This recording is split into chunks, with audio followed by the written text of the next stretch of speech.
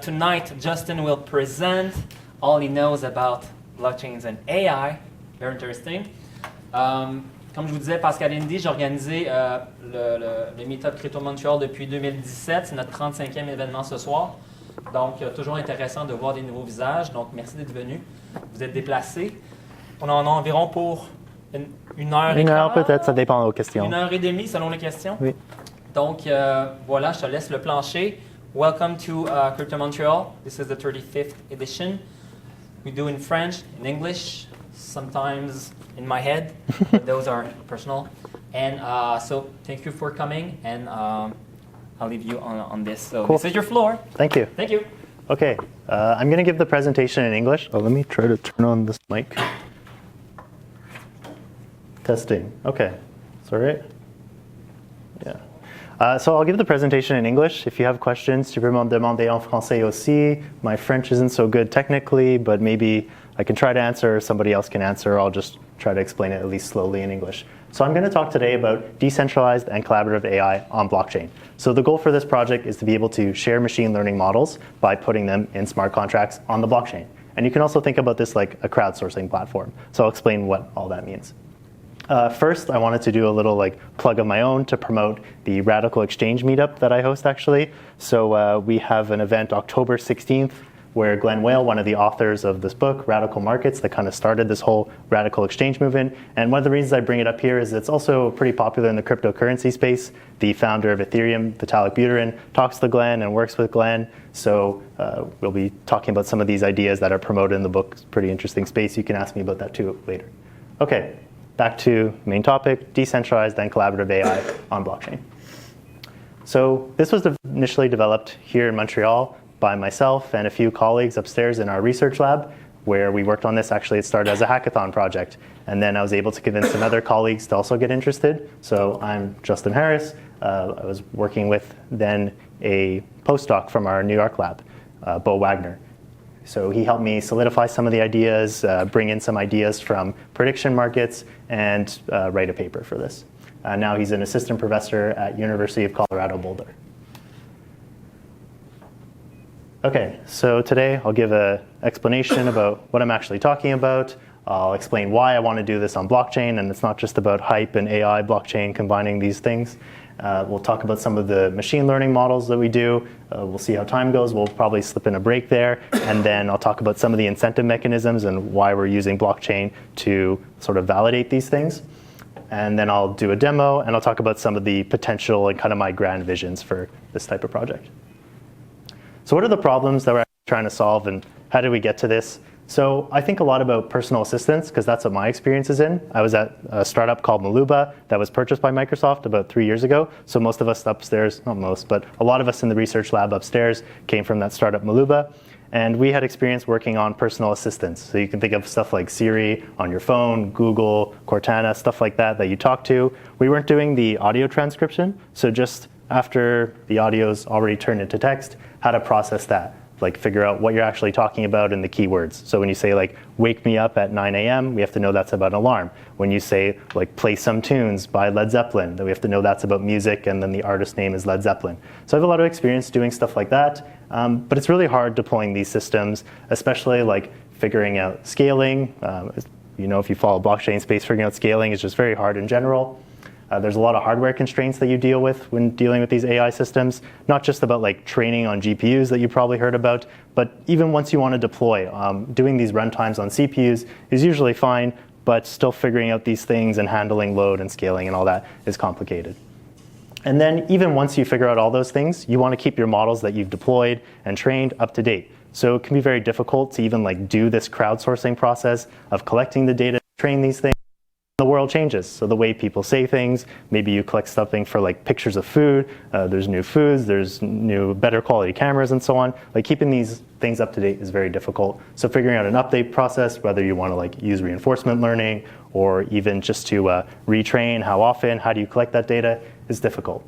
And then finally, a lot of these skills around AI are very centralized. Like I know I'm at Microsoft saying this, but really a lot of the researchers are at some big companies, and it's really hard to get them to go to some startup or something else and get their expertise. And also these larger organizations tend to have access to all the data that we provide to them, right? You think about stuff you use all the time, like Facebook, Google, you're always providing data to them, but they have access to it, they can train their models on it, you don't really have access. So this project's also kind of in the sense of like a data dignity type initiative. And so if you do want to use these models that these large organizations provide, you're charged. You have to pay every time you want to use them. So what's our solution? Put it on the blockchain, all right?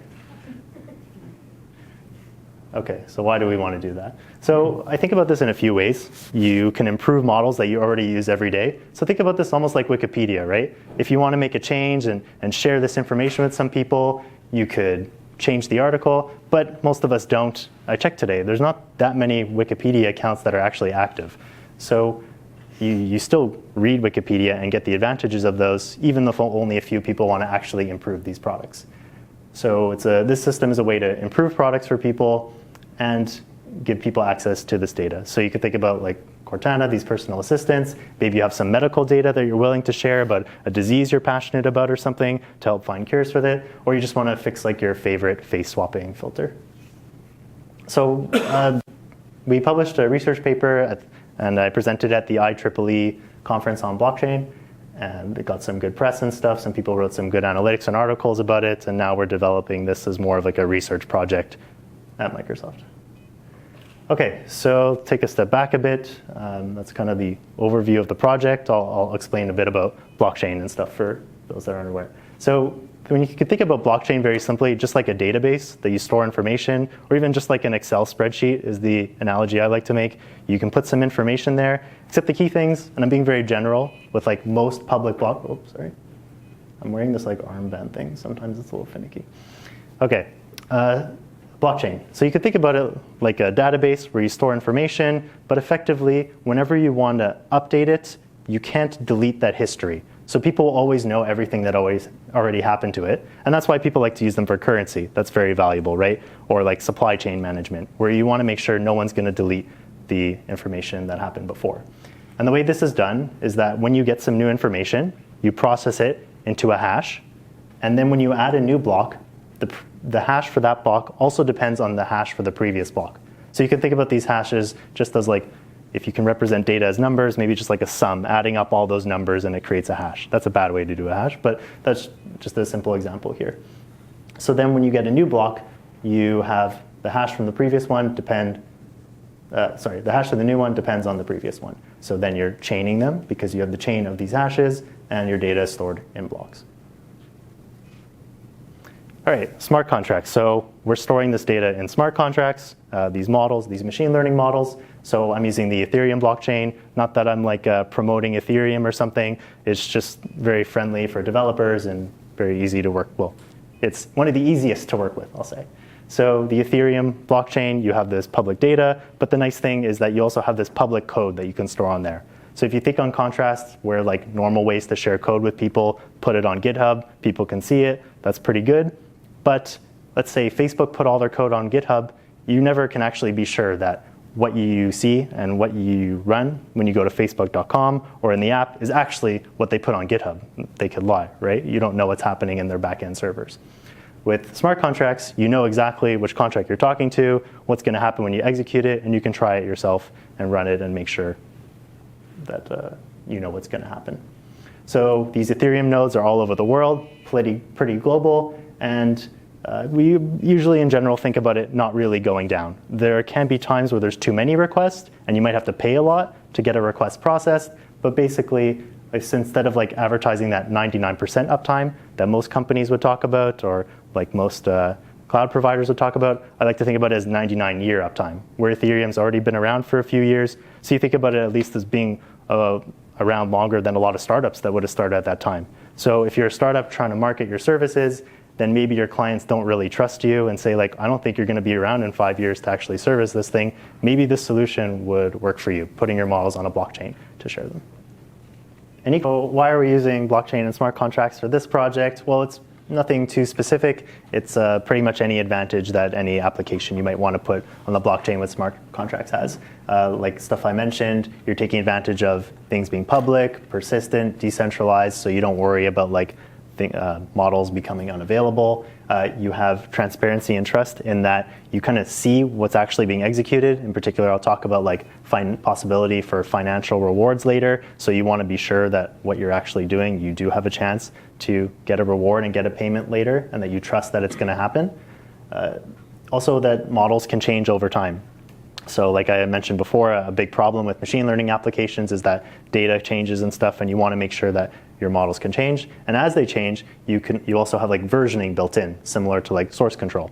So you can point to the latest version of the model and always have your application use the latest version that's on the Ethereum blockchain, or you can point to an earlier one, maybe run your own test as people submit data, and then when you're happy with the model based on your own hidden test set or something, you can tell your application to point to the latest one.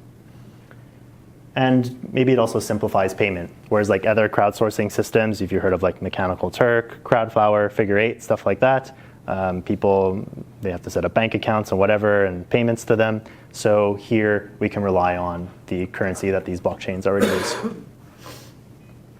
Okay, so this is an overview of our system. Someone comes along, maybe they want to fix a bug, maybe they want to try to earn some money. I don't want to guarantee anything here, but maybe they want to submit some data. So we have this contract, the collaborative trainer, and then it goes through kind of 3 steps. So first, we give the data to the incentive mechanism, which might tell them what deposit they might have to give if the incentive mechanism requires that, and I'll get into the details after.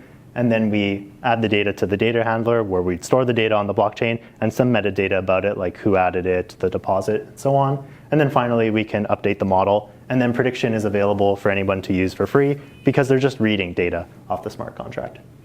So reading is free, at least in Ethereum, and you would have to pay to update it. Okay, so what am I talking about these models? I'll get a little more specific here. And then I see people kind of getting tired at the end of the day, so maybe we'll take a break after the model part. So when I'm talking about these models, I'm mainly talking about supervised machine learning, where you have data and a label for that data, so some data X and a label Y. So back to my like personal assistant example, the data might be like a string representation of like wake me up at 9 a.m. and Y would be the classification for that, so like alarm. So the goal here, we really want to keep gas costs low, at least with the way Ethereum currently is. Sorry, my phone's ringing. Distracting me. You really want to keep the gas costs low, the way Ethereum is currently set up. So we're using some models that are very efficient to update and train, and I'll get into some of the details of those later. And gas cost basically means like the computation cost involved with actually updating them. So like you can almost think about that as a proxy for how many operations you have to do to actually update the model. And so these models, you can think about them, if you're not familiar much with machine learning, essentially like a collection of numbers and then some code or an algorithm that uses those numbers, given some data, to output a final result, which might be also another number that we know how to interpret as like a classification or a label. So right now we're mainly set up to use simple models, but that doesn't mean we're only doing simple problems, and I'll show an example later where we can actually process images. So what we do there is we do the encoding off-chain. So in like just JavaScript in the browser, we're running some known encoders. In particular here, we're using one called MobileNet v2. And so that encoding, it takes the image from like the pixel RGB values, and it runs it through this very complicated deep learning neural network that was trained for whatever crazy long amount of time. And then it outputs finally a vector, so a list of numbers with about 1,200 dimensions. And then we're able to pass that along to our model that's in the blockchain. So effectively, we're using these encoders that already exist, that are already trained, and we're pretty sure they're okay. And we're using the result of that as the data that we're then using to update some model that's in a smart contract. So the model itself can still be pretty simple because the data from the encoder has the deeper representation. That's the idea here. So here's some example Ethereum gas costs, and I think the price of Ethereum is pretty much the same since July 2019 when I did this. So in US dollars, it could be about like $4.70 to deploy some initial model for text classification that uses about 100 features. So it's not too expensive for most of us, and definitely way cheaper than like probably even running the comparable Azure, Google, Amazon, or whatever server for even like a day. But remember, that's just the cost somebody pays once to deploy it. You probably don't do that yourself. Some application developer deploys that. And then if you do want to update the model, remember you can use it for free. If you do want to update it, like you found a bug or something, you'd pay 20 to 30 cents to actually update it, to process that update. And here I'm saying 20 or 30 for this particular model because this one, you only actually update the model when it disagrees with the label that you gave it. And I'll get into that in a sec. Oops. Okay, so we have this, one of the models most basic for machine learning, the naive Bayes classifier. And so the idea here is that you want to find the class that's most likely given the data. So if you've seen this in statistics, using Bayes' rule, just finding the most likely class, and you run over them, try each class. So that prediction, it's okay if it's inefficient because people would be running it on their device or something for one query at a time, but we really want that update to be very efficient. And the key here for this model is that updates can be very efficient, effectively. There's different ways to do naive Bayes, but in a very simple way, you just need to update a few counts. So you need to update the number of times you've seen each class and the number of times you've seen each feature for that class. And then you can do this computation. Next is a Perceptron model. So this one's also pretty simple but powerful. And so effectively you have like, I'm going to try to point like this. Cool. So you have these two classes, so one over here, one on the other side of this line, and the goal is to learn this dividing line that separates this data so that when you get a new point, you can figure out which side of the line that it's on. So then the key here again is that it can be updated very efficiently, and in particular, if the label you're giving, the model already thinks that's the correct label for it, then you don't have to actually compute any update for the model. And then finally, the nearest Centroid classifier. So for this one, you want to just find the closest data point to the closer data points when you have a new one. So if you want to classify this green circle, you want to see like, is it closer to kind of the center of these blue squares, which would be like over here, or is it closer to the center of these red triangles over there? And so then you compute the distance to each one of those, and then of course it's closer to those red triangles, so you'd label it as that. And if you want to actually add a new data point, like to train it, to actually update it, oops, no, not yet. So if you actually wanted to update it using this new point, then you would have to effectively just move this red triangle over a little bit, and then that update can be done very efficiently because it doesn't depend on the other classes, only the like center of this class here. So you could think about that as just like recomputing an average, and then there's efficient ways to do that using a moving average algorithm. Okay, so we're going to take a break, and I think you wanted to do like a picture? Yeah, of course. Yeah, did anyone have any questions? How much time do we have for the break? Oh, go for the question. Question français du coup. Oui. Tu dois stocker toutes les données à chaque fois, par exemple du coup pour un classifier de texte. Ça prend pas beaucoup de place du coup? Ça se peut, mais ça dépend de comment tu représentes le texte. Alors, Si c'est des vecteurs du coup, c'est énorme. Ça dépend. Nous avons essayé avec des vecteurs qui sont what was that one? So there's this universal text encoder. So I tried it with one that was about 512 dimensions, and then it would cost, that one was like a few dollars to update because we weren't doing a sparse representation. That's like a very dense representation. But with the sparse one, like I showed before, with the 15 features, so that could be very cheap to update. Ok, et du coup, tu vas quand même payer pour déployer les datas de base?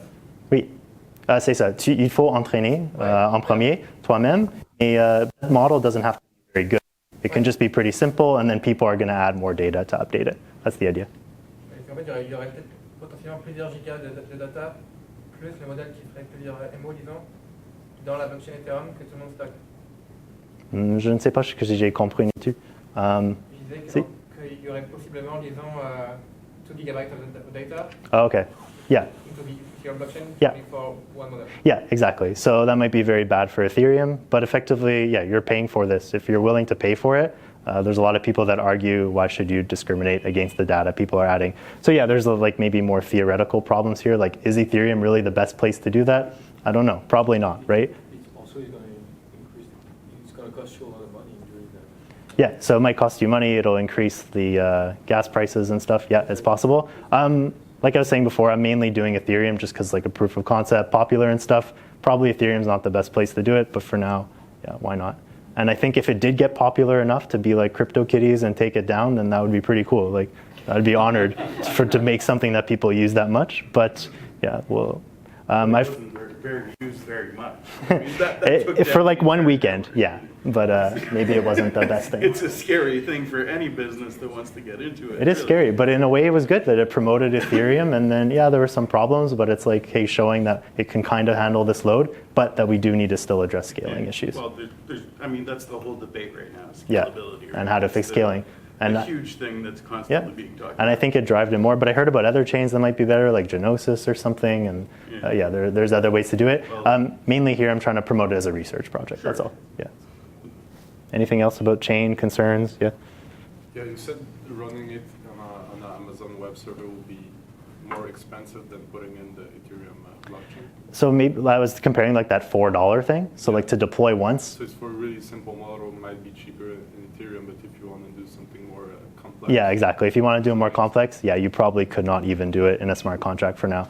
Like you're kind of limited by how complicated the models can be, at least the update. So I'll get into that later. I don't have any specific answers, but I'd love to see, like I'm trying to promote this as a research field too, and I'd love to see more research in complicated models that can be updated simply. Like maybe you don't need to update every matrix in the model, or maybe you don't need to update every single entry in every matrix, and there's efficient ways to do that. And right now, machine learning is kind of going in the opposite direction, at least like with my colleagues and stuff, where people are trying the biggest and craziest models they can. That's fine, but I also want to go in the other direction too. Sort of Dockerize it. Yeah, you do some Docker stuff. Okay.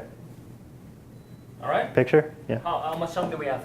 Hey, A couple minutes? Oh, yeah. yeah, Sorry. just could you put back this first slide that you showed that I will take a picture? Oh. You the one with your project? Or? Yeah. This one? No, you know the slide that was like a side, something like with the publicity for This? You were presenting some articles. Oh. Yeah. Okay, yes. This gesture. All right. Oh, you guys want to come? It'll be right here, actually. No, but, Yeah, it'll be here in this room, October 16th. And Actually, Cheyenne suggested we come. oh, good. Yeah, he said he couldn't make it tonight. Yeah. But yeah, so Cheyenne also hosts this meetup with me. Yeah. So just to remember, radical markets is the idea nothing is really owned, everything is leased. Yeah, that's part of it, but they also really want to promote that we need to experiment these things more, and that they say like they make a lot of bold claims, but don't be too scared. They do stress that we need to experiment, and these ideas don't work in every scenario, but we need to find when they do work, and Glenn would be good to answer those types of questions. Yeah. Okay.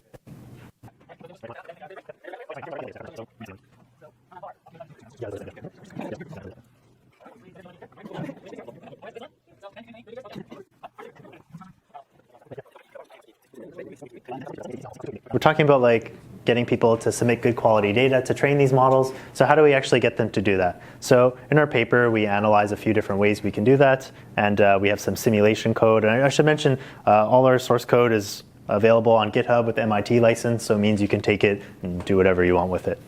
So I'll break down like a few different incentive mechanisms. The first is gamified, so there's no financial rewards or anything. And then I'll talk about one based on some ideas in prediction markets. And then finally, I'll show you a demo of this like self-assessment mechanism that you can use. Okay, so first gamified. So the idea here is it's kind of like Wikipedia or Stackoverflow or something where you just get points. And the idea here is that I don't want to make it look like I'm trying to start like a security or like a gambling or money laundering or something, just to have like no financial rewards. Maybe like you have a game or something and you're willing to like give people points in your game, or Reddit karma, or think of it as something like that. So like you get these achievements maybe after you submit a certain number of samples and so on for various things, and you can track like the data people are submitting on chain, and then do like all kinds of extra achievement calculations and stuff on chain. So this is just our baseline mechanism here. Okay, we'll get into some more interesting stuff. So this is what my collaborator, Bo Wagner, helped me with. So it's based on some established ideas already in prediction markets. So the idea with a prediction market is that you want to aggregate these beliefs about like the outcome of some future event. So like usually the ideas here is about betting on like who's going to win a sports game or who's going to win an election. And effectively, as people are betting, they're willing to pay a certain price for that bet. and then this aggregates this belief and gives you a probability of what the outcome of that event should be, like who's going to win the election or the game. So I'll talk about how this works within our system. And it comes down into 3 phases. The commitment phase, where somebody is willing to commit to paying out a certain amount to everybody, and then people participate, and then finally they get rewarded. Okay, so the commitment phase. So this one does rely on some like generous provider with a lot of money to pay people for the data. So this is kind of like in a typical crowdsourcing system where like maybe you're some company and you want to collect a good data set to build some model. You're willing to pay a lot, and people pay like hundreds of thousands for training specific models. It's a big industry. So somebody has to validate first that they have a good test set so that they can collect the actual data to train this model. So this idea here is taken from another system called Danku protocol, and this was developed basically to run Kaggle-like competitions with smart contracts. So people would put models in smart contracts, but they're not trainable. It's just like an already trained model, and then they had this whole mechanism to reward the one who was able to create the best models according to some data set, like you would in these Kaggle competitions.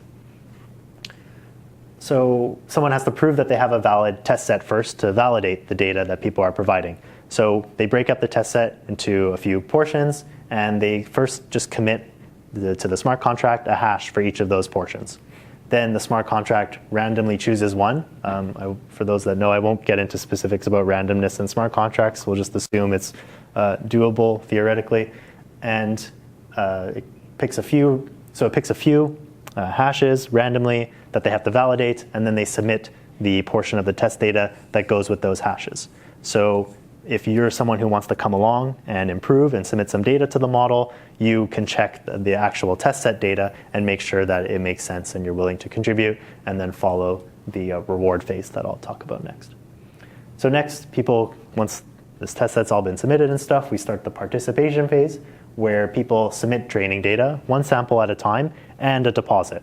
And I'll get into what that deposit's for in a sec. So basically, if their data is good, they should get the deposit back, and we'll see what happens otherwise. So they submit the data and the deposit, and we update this model. So next is the reward phase. So after some fixed amount of time, maybe like a month, maybe after 1,000 samples have been added, something like that, we can start this reward phase where people stop submitting, and the provider, this generous person, reveals all of that test set, which we're then going to use to validate all these contributions. So people are rewarded based on the change in accuracy with respect to that test set. So every time the data is submitted to the model, we update the model, and then we'd have to run it through that whole test set and then see, did the model accuracy increase? If it increased when you added that data point, then you'd get a reward. If it decreased, then you would lose part of your deposit. So here's the full algorithm for that if you wanted to see. There's some optimizations you can do here. This is basically just the simpler version, but what's important is that stuff in the middle here, that the balance is getting updated based on the change in loss or increase in accuracy with respect to that test set, and that you can bound the total amount that this person must pay to all the people. Like if everyone submitted good data, maybe no one loses their deposits, you want to know what's the maximum amount that you have to pay everybody. So you can figure that out because it's just the change in loss or the increase in accuracy from the beginning to the end times this B parameter, which is the amount they have to provide actually. Because this change in accuracy is just 1. Because when you're measuring these losses, you look at between 0 and 1, and the most that it can change is it can be like horrible, not working at all, to being perfect. All right, so here's a simulation of that. So we have some Python code to run simulations for these things. That's all on GitHub also. So you can see there's these green lines here, the dotted lines representing people that contributed good data. And then here is these red dashed ones are the ones contributing bad data.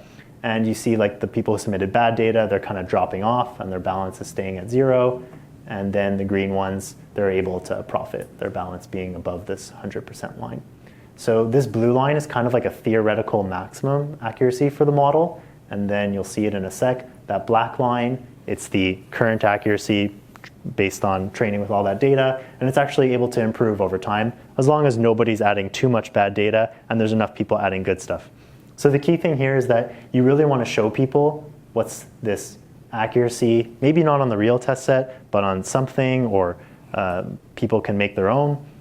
But you want these to be public so people know how well these models are doing. Because if it's really bad, then maybe it's not worth their time to even contribute and try to improve it. Okay, so next incentive mechanism. This one's better when you don't have someone coming along willing to provide this test set and this big bounty to reward everyone. This is just kind of like an ongoing mechanism that you can use. So I'll show you like a screenshot demo. This does work. I have videos of it. You can try it for yourself on GitHub. It's just smoother here if I do the screenshots. So let's say there's some dashboard where you can see various of these like decentralized, these models and smart contracts, and you have accuracy percentages with how well they're doing with respect to some test set. So maybe you're paying for access to these percentages to know if the models work well. Maybe like these are models you use in your applications and you have your own data that you're willing to use to see how accurate they are. So this website provides you like an interface to it. So we're going to dive into one of these. This is a model for checking, doing sentiment analysis on movie reviews. So you'd have like a movie review and you want to just type text and you want to know if the person's happy or sad, if they like the movie or not. So for example, maybe we found a bug and we want to try it out. So first you would test it out. You can say like great movie and get a prediction and it says positive. Okay, so you're happy with it, it works. So now you're willing to add some data. Okay, so this is the one you want to fix. When you say this was the best movie ever, that should have a positive sentiment. It's a good description of the movie. And you have to submit a deposit. So the key here with the deposit is that it's proportional to 1 over the time since data was last added. So that's just a way that we can stop people from spamming lots of bad data, because it would be really expensive if you want to keep spamming lots of data because of that denominator being the time since data was last added. It's also good because people can't spam lots of data. Your application wouldn't change too quickly. So imagine you had like this the personal assistant thing like I talked about before. Today it understands English, tomorrow it only understands Spanish or something without you changing the language. You don't want your use cases to change too much. It's like people get angry when their Instagram UI changes, right? So you don't want things to change too quickly, but you still want them to be updatable when there's problems. So this thing on the right, this is MetaMask. This is like a typical blockchain browser extension that you use to interact with Ethereum smart contracts. So you confirm the transaction with that deposit, and then after some time, you can get a refund if your data was good. So if you're a good person and the model still agrees with the data that you've submitted, you can take your deposit back after some time. So this example, I just put like a few seconds just for me to try it out. But in reality, you'd probably want like at least a week, maybe a month or something, and make sure that the changes that people have made, the model still agrees with it. So kind of the idea here is like with simple Wikipedia articles, you assume if someone adds something bad that eventually it'll get changed, at least for like very popular articles. So that's the idea here. If you submit something that's wrong, people have the chance to correct it and make the model change its prediction for that data. So you can get a refund for that example. If you submit something bad, you can't get the refund back. So like this person said bad movie should be positive. That's wrong. It should be negative. So they cannot get their deposit. And then the good person, as a form of a reward, they can take that deposit. So that's one way that people could, I'm not going to guarantee anything obviously, that they could profit from the system. Okay, so next we'll see a simulation of that. So again, this like red dotted line represents the person adding the bad data, their balance is going down. This green dotted one is the good one. And as long as there's no one adding too much bad data too quickly, the people that have added good data can profit, and the model accuracy is at least able to remain stable and kind of increase. Of course, again, you would want to be showing this as much as possible to people. Maybe they pay for access to see this accuracy and know if it's even worth contributing to the model, and so that they can decide like if the accuracy is really low, that okay, it's not even worth trying to improve this model and stuff, it's just been corrupted or something. Okay, oh, whoops, I skipped the coolest part. All right, so we can do stuff with images as well. Why isn't this playing? Right, so we can do stuff with images as well. Just wanted to show you, like imagine you had some food classifier, you give it a picture of a hot dog, it says it's a hot dog. If you give it some pizza, it'll say not hot dog. So that's from Silicon Valley. I hope you get that reference. If you don't, you should watch Silicon Valley, it's worth it. Yeah, just an example to show we can do stuff with images too, not just simple stuff with text. And that's using stuff that I was talking about before, where you would run that picture to get like a high dimensional representation encoding of that, and then the model is just working on that representation instead of all the pixels and then doing some very complicated deep learning model on chain. We can just do the like fine tuning of that final top layer, the actual classifier on chain. Okay. So here, kind of a summary of the system. The goal is to provide free-to-use models in smart contracts to be able to share them. And by providing the system, you're also collecting a data set. So our method is to deploy, someone has to deploy some initial model, and then contributors get to submit some data, and then maybe a deposit with it if that's required by the incentive mechanism. They can get the deposit back if the data is validated as good. And the prediction remains to be used by everyone for free. So some like potential maybe other applications, Instagram announced that they want to do checking, like to see if comments that people write are mean and stuff, and like tell you before. But the models that they're would be using to train this is based on like a lot of data people have already provided and reported. That's your data. So it would be really cool if they can share these models with other organizations, like say Twitter, to also look for bad data. So companies are already sharing open source code. I think it'd be great if they can also share models in the same way. There's other stuff that organizations can do to build on top of this. So yeah, they can use these public models in their products, but they can also create tools to help developers deploy these models and do all kinds of analytics on these models. The same way that people pay for lots of analytics on like financial applications and analysis of the markets and predictions and stuff like that, you might pay some organization as extra insight into analyzing all these models and even tell you which is the best model to have your application point at. So maybe like with this example, there's multiple models that are doing effectively sentiment analysis on these things that people write.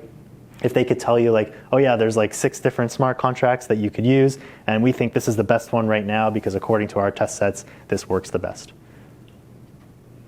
And then you would tell your application to point to which one whenever they like push an update to you effectively.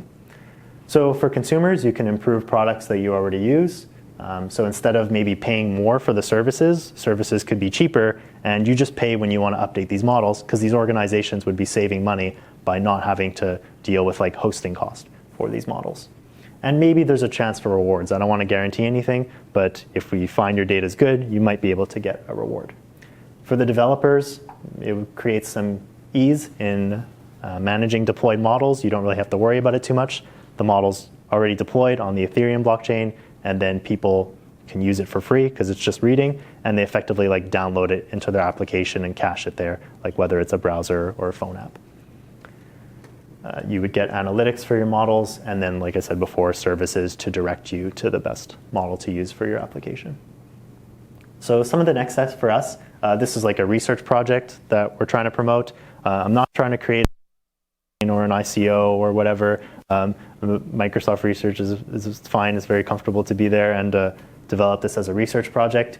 So I'd like to push to analyze more incentive mechanisms. I just kind of highlighted like baselines for those 3 before. There's a lot of improvements that can be done, and we have simulation tools if you want to try that to tweak them a bit. Find good models to use. We're just using some pretty simple ones, but it'd be great to use even more complicated models. There's more stuff that we should do to handle like private data. Kind of everything I've been talking about now is assuming that you're willing to make the data public, but for many applications you wouldn't. So what's a good way to handle that? Maybe thinking about like off-chain models. A lot of people say like, why are you storing these models in Ethereum? It's not really a good system for that. Is there ways that we can store them off-chain reliably and then still have the smart contract know which is the right model for that and share them that way? There's stuff that you can do to develop platforms where like I keep talking about like consumers paying to update models, but let's be real, probably most of you aren't going to do that, and like your parents definitely won't be willing to pay and like set up Ethereum wallets to do these things. But maybe through using some platform they get rewards. So for example, like an online game, as you play the game and interact with the AI agents in the game, you're really updating those models. Maybe they give you rewards in the game if you're willing to share your data and send reports. And then also unsupervised techniques to find bad data. So there's a lot of problems where people could submit some bad data to these models, but there's some like joke theories that go, there's no such thing as bad data, because all of that data is very useful. Even if you submit some bad stuff, you can do some clustering, identify the clusters of bad data, and even identify other data you thought was good but was actually bad, and then filter it out. And you can retrain a new model off-chain or even like restart the process with a new smart contract. Okay, so that's pretty much it. Here's just some like FAQ or comments people usually have, and I have some answers on GitHub, or you can follow that link, which will point you to our GitHub project, or I can answer these here. So that's it for me. Thanks. All right.